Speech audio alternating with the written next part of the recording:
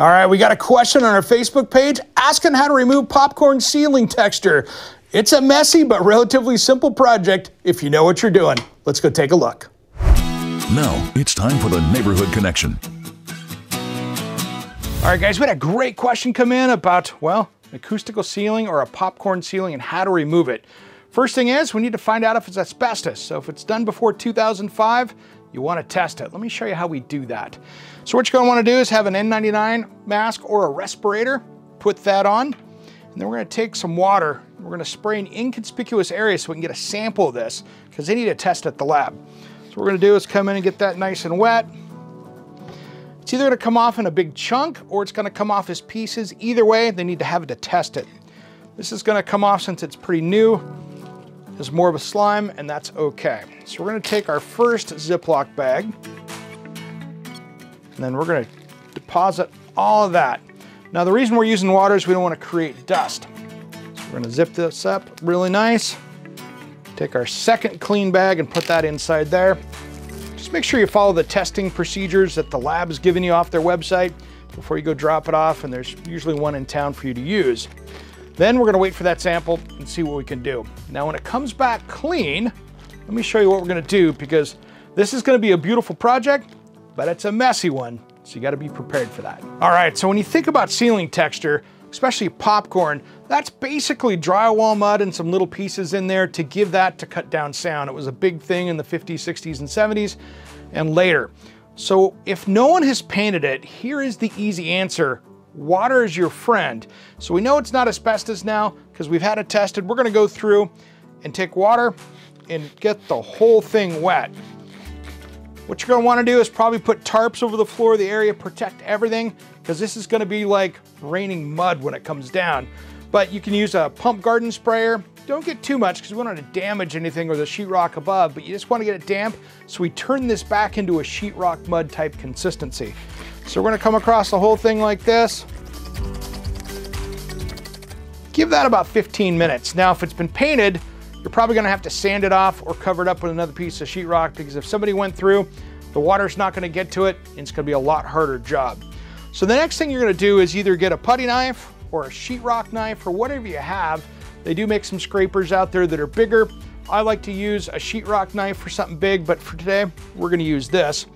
And now we're just going to come through and scrape it right off. Now you're going to fill up garbage bags with this stuff in a big room, so be prepared for that. And then, after we get this all cleaned up, and I'll show you that, you're going to have to figure what kind of texture you're going to put over the top of this. Because what you're going to want to do is get this all cleaned off down to like right here, let that dry, give it a nice little sand to get the rest of that off, and then you're going to want to prime it and texture it. Or if you're going to do another coat of mud on it, you do that. One thing is we typically saw through the history here with this popcorn is they only did one coat of tape and mud. So all of those seams will probably have to be done again, those last two steps of finishing drywall, and then you can make it look whatever you want it to look like. And that's how you take it off there. It's a lot of work, but it's beautiful in the end. And I know you can do it. All right, one little tip, go out and get a Tyvek suit. It's going to save your clothing. It's worth the investment. I recently got an email from Dan in Cannon Beach asking how to convert an unused attic into extra storage space.